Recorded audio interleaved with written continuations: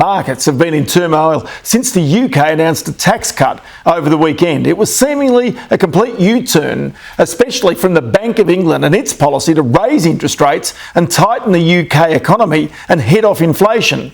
The pound, well, it tanked to all-time lows against the US dollar. Markets around the world slumped, fearing a deep recession.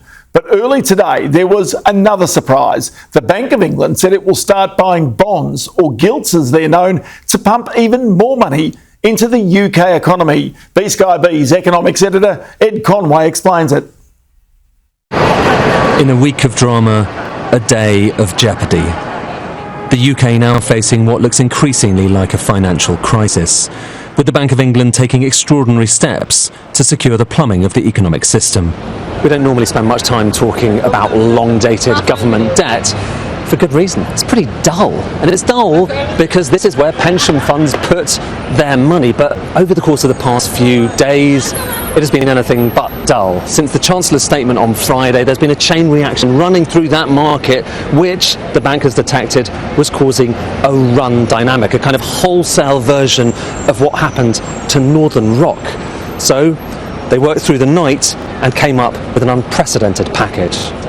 That intervention, a commitment to buy as many bonds as it took to stabilise the market. Pension funds were suddenly faced with the need to raise collateral, money that they needed to pay the companies that they had taken out contracts with on an immediate basis. So they were actually adding to the vicious spiral by selling gilts in the market as well, which then made prices go even lower, and that itself created problems for other pension funds who then started to have to sell. And I think that's what the Bank of England was trying to stem with its actions today. The story becomes clear when you look at one of those assets. This is one of Britain's long-dated bonds. Look at how its price fell in recent days, causing that spiral for many funds. Then came the bank's intervention, and since then the price has begun to recover. But a crisis in Britain's pension system is a crisis for the whole financial system. The Chancellor meeting today with the bank executives in an effort to reassure the city. And ministers still defiant in the face of market turmoil.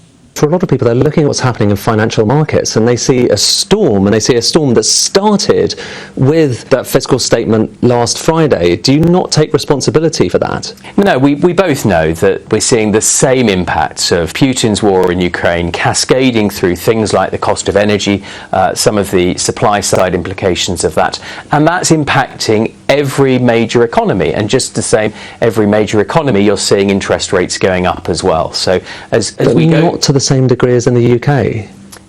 Every major economy is dealing with exactly these same issues. At the heart of this all is a deep tension, and one that is now playing out in financial markets. On one part of town, the Chancellor has a stated growth objective of 2.5%.